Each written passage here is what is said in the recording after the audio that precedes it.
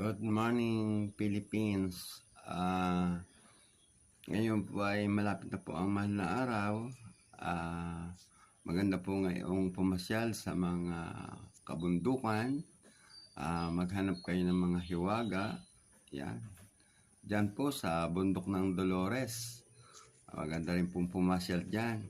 At magmuni-muni kayo.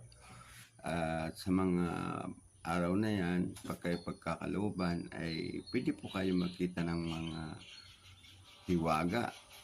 Magagamit nyo po sa inyong pamumuhay. Tulad po nito, yan, papakita po ako sa inyo ng mga good insignia.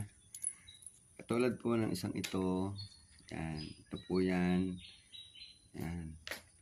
May dragon at mayroon pong nakaliling. Yun. Ito po, good insignia. Mga